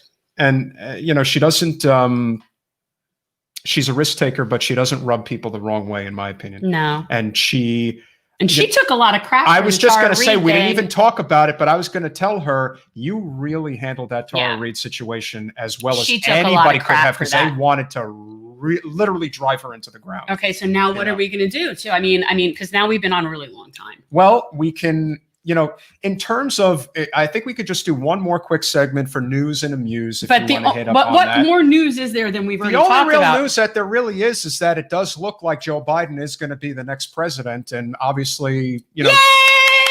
Woo! were you riding with Biden? I was riding with Biden. And it looks like Trump is going to be kicking and screaming all the way to the end. But look, the truth is, Cry baby. he'll go. Cry baby Trump. He'll go away if he goes away for a brief period of time. Maybe that Trump balloon will come back with the big Trumpus in the diaper. No, well, Trump is definitely going to start Trump TV now. I mean, I mean that big balloon with Oh, the Trump yeah. baby, with the baby Trump, like cry baby Trump. Did you know how much money the Florida Democratic Party spent on that? thing? $10,000. Yeah, that was money well spent. Yeah, as you like to say, they are paid to lose. They are. There's not. They're just completely vapid and feckless. They If just you don't weren't care. captured by Wall Street, you would fight for it, but you're paid to lose because you are captured by Wall Street. If you're either with Wall Street or you're with Main Street, you can't be with both. Nope. It's not possible. They are diametrically opposed. So if the Democratic Party is ever going to reform itself, you have to be committed to not supporting candidates that are backed by corporate special interest Exactly, money. Mark. Fundamentally, nothing will change. And that is why there will be a bloodbath on both sides, because hope the so. GOP will regroup. They will. They'll have Nikki Haley ready to go for 2024. They will have their message all prepared. Hear me now, quote me later. I Yeah. will not support Kamala Harris. I won't support Kamala either. I won't. I think that the Democratic Party, I just won't. you have been given your one warning. This is like the last Yeah, pause button you that have I'm been even given thinking about. it, because if you This is the don't end. start radically changing your ways, this is not going to end well. It's will going to be not. really ugly. And I got to tell you, this is why I don't think Biden's going to have a lot of time. They're going to give him a little bit of time to see what type, let's say 100. I think they're going to install Kamala Harris. Well, let's say Biden's got 100 days. Let's say that they're going to give him 100 days to basically craft an agenda. Let's say if Bernie actually has any influence as far as that policy is concerned. But when you consider where this country is right now, heading into a deeper depression, we are not going, now that Biden is going to be the president, you will not see a stimulus of any kind for at least 3 months. At least. Yeah, Mark saying So- Harris equals HRC 2.0. It's not even 2.0. It's just Hillary Rodham Clinton. She is basically the front person for the Clintons. She is Team Clinton. She's been Team Clinton for years. Yeah. And she is just their puppet that they're installing. If this was like a invasion of the pod people or body snatchers, that it would be Hillary wearing a Kamala suit. The one thing that Katie did say, though, that I didn't agree with is this idea that, Yang is not movable. I don't agree with that. I actually think Andrew. A lot of people on the left are would not as comfortable with that because he hasn't been so definitive about single payer healthcare. And I understand that. And look, when I got that endorsement and I spoke with him, I was very, very clear with him that yes, I support UBI, but not in lieu of anything else. But Like he still things. supported you anyway, Correct. which means that I don't think, Andrew's He's not opposed to he's it. not a Biden or a Trump who just puts their foot down and say, hey, I'm not changing. And Andrew Yang You know. is a very reasonable person that bases decisions on facts and And science. he's a good guy. So yeah, he is a and, good and guy. that, but ultimately, Yang's a good guy. yeah. But ultimately, if Nina decides to go for it, that in itself, I really think that she's the one. I've always, again, you But would she have has to to have want somebody. that job. That's and I'm true. not entirely sure she does want that job, but we With- would definitely be Team Nina. Sometimes you have to do something, even if it isn't necessarily what you want. It's what is needed and necessary. Leaders are sort of born in the moment, and Nina is a leader. And she knows it. She does know that, but Yeah. I think that there's different ways and different platforms from which to lead. And I don't think it's all necessarily just in the elected official arena. Well, then it really comes down to whether or not Alex, Ocasio. There's a lot of is, people, just because you don't know who they are doesn't mean that they don't exist right now. Maybe it's me. I don't think it's you. I'm not running for president. No, you are definitely not running for president. But I ran for president. I did a pretty good job. But I ran for president and I totally won, and I won again, and they totally stole it from me. I really did win. I totally won a second time. They're totally changing the Okay, votes. so we're gonna wrap up. We are back to regular schedule now that this is over. We won't be having candidates. We're gonna be having all other sorts of really cool guests that are change makers on our live streams. Who are you having as your next podcast? Well, we said that, but I'll say it again because there could be all new people. Is That why? is very Okay. true. So on Monday, we will be dropping an episode, my interview with Greg Palast. He is an amazing journalist, and he is someone who has gone very deep into the election integrity issues that we have. And we're going to talk a lot about that. We'll obviously have more information about this election that we'll be able to talk about then as well. So that is going to be what comes out on Monday. But there's a lot of other really good things lined up. We've got some Sam, really would good. you please inform the audience so that we can let them know? He's like the voice on the Price is Right that Yes. comes in over. Who- You know what? We have that third mic. We should set it up so that you could actually talk from over there. So who else do we? Who do we Like, have do we? slated Well, no, between? we have. Yes. I have people, but the question is, do we say what we're doing or no?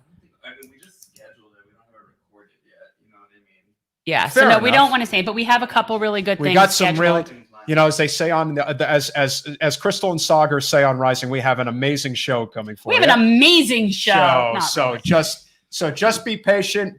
Definitely. So if you haven't already, subscribe on YouTube, Please. subscribe on Spotify, subscribe on Apple Podcasts. But also, we have a ton of great content that is already on the YouTube Yep, page that go we check highly it recommend. out. Whether it is our very first interview with Shahid Buttar, Beau of the Fifth Column, Matt Seidel, an amazing professional wrestler, He was a Evan cutie poo. Bourne, Evan Bourne. Airborne, That's the move. Is the Airborne, and then Kate Willett, Justin Jackson. Justin Jackson, David Mr. NFL. Dole. So got a lot of great feedback getting from the Justin Jackson interviews. He's So a a lot of cutie people poo. really like that one. David Dole of the Rational National. And Kate Willett I mentioned Okay. Kate Willett. and Lee Camp. And Lee Camp. And if you don't know, Redacted tonight. I Lee was Camp? just saying, if you like dry, witty humor, a guy who just tells it like it is, Yeah. definitely got to watch I that. was actually today during Hey, Eli. instead of watching like what normal people, I guess, like my dad or whatever, would probably be sitting there with just whatever mainstream scrolling. I just had David Dole on. I was just sitting Did you live see with the him. image that I they sat made with of the you? Rational National. Yeah, you guys were doing Yes, this. I did. But so that was who I was spending my afternoon with, was the Rational National, because we're on our way. I think we've definitely got something here. I think we're definitely going to look to get on some local elected officials to talk more about Yes. what's going on in the community. Like I said, Jen's definitely done a great job of building these relationships with the local community leaders, because again, a lot of the people that have been in office for a long time, they're just sitting there. They're do-nothing They need politicians to that think that go. they're just entitled to have that seat for the rest of their lives. And I do feel I do feel somewhat satisfied that, and I don't know that it had anything to do with me or if I contributed to it in any way, but a couple of those people kind of got cock blocked this election, and I'm kind of pleased about it. Well, I can definitely say that you not getting behind one particular candidate running for city commission probably did make the difference. I think that it wasn't that big of a margin, so that definitely could have really, been, because I told a lot of yeah, people yeah, support yeah. so and so. And not only that, but when you consider that, two were right-leaning, only one left, if you want to even call it that. But the truth of the matter is, and we'll leave you with this, the candidates who were either outright backed by Wasserman Schultz or were trying to use her as a vessel to Correct. get elected, It didn't work so well. and if it doesn't work in particular where they were trying to do it, that's not a good sign for Debbie. No, because it's her It's stronghold. her territory. If she's not getting somebody elected in Sunrise or Weston, that doesn't look good. No. And that shows, and that Her- is an even yeah. bigger chink in the armor. And the truth is, the fact that Debbie, to her credit, was out there all the time. I said that she was at the polls. She was working it, I mean, Frederica against- Wilson wasn't. No. Frederica didn't even bother to put up a sign. But that's the difference between somebody who wins their elections by 50 points and somebody who wins them by 15 points, meaning that it is somewhat of a precarious position. No determination yet about what's going to happen in 2022. All we can tell you is We can tell you the domain name's not available. no. So Debbie, Somebody got Gen 2022. So Debbie is definitely concerned that she's going to have to deal with Jen Somebody again. bought up a So bunch of domain names. We're very All right, guys. grateful for all of you guys following. Like I said, if you haven't yet, make sure that you're subscribed on YouTube, Spotify, and Apple Podcasts, and make sure to watch, like, comment, and share our podcast videos and clips on YouTube. That's how we're going to build the algorithm. That's how we're going to build membership. We might cross 500 subscribers by tomorrow. Wow, that's we exciting. have really jumped up quick. So once we get Katie's interview up and share that on social media, that'll probably boost it up even more. So like I said, we're really And I'm going to excited. start pillaging guests from all sorts of sources. Oh yeah, and we're definitely going to diversify. This isn't about just having a whole bunch of media personalities. No. know? This was really more just coming up to the election. This is what this is about. I have some other really Yes. interesting people. I have an interview scheduled with, I'm not going to say names, but a But very just good letting- yeah. whistleblower, a whistleblower that knows a thing knows or a two. thing or two about what's going on behind the scenes. I just think it's great that the very next person you're going to speak to couldn't have picked a better time. Election integrity. Greg, for sure. Greg Palast will be on the show. Jen will be interviewing him shortly, and that will be the next podcast On that Monday, will it'll drop come on out on Monday. Monday. So for anybody who's just trying to follow our schedule, and this is what we'll close with, every Monday we will drop a new podcast around 12 Thanks, noon. Deborah. And then, of course, on Thursday, we will always do our 8 p.m. Right. live We have a stream. live every Thursday. We're going to drop episodes on Mondays. What happened is we got a little overzealous when we first started and we scheduled a whole bunch of really cool guests. And then we had to get all of the material out before it was really stale. It was all about getting it out before for the election. That And was so really what I it was do about. recognize that we sort of inundated, but the way I look at it is they're just there. It's content and that's fine. But so no, we are going to have a more regular weekly dropping schedule of interviews. And there will be occasionally things that are brought into the mix. Like we had that live election day coverage. I mean, there will be certain things, but we're going to mostly be Thursday nights and Monday content will be dropped. So that's where we are. Yeah, this is it's getting good. Okay. If anybody has any follow-up questions, leave it in the chat. We'll obviously respond. But it's been a great show tonight. Katie is fantastic, and we're going to have more great guests as we go forward. And we are bringing generational change to South Florida, whether they like it or not. Yep. So looking forward to that. And on that note, we'll leave one out. final message before we go. Elijah Manley did put out a message. We love Elijah. He's one of our local heroes, if you will. Elijah's indicated that he is planning to run again in 2022. Not a surprise, but definitely for the same seat. hasn't mentioned that yet, but did okay. say that he intends to run again. And He's going nowhere, people. He is going to be nowhere. around for a long is. time. He is young and he is motivated. and he is as sharp as a tack. Yes, he is. He has been underestimated, but he's knocking on that door, and he is again. We love Elijah He's Manley. fighting for the right causes. That's what it's Absolutely. all about, and we're happy to help him. So thank you all. Have a great evening, and we will see you again real soon. Bye.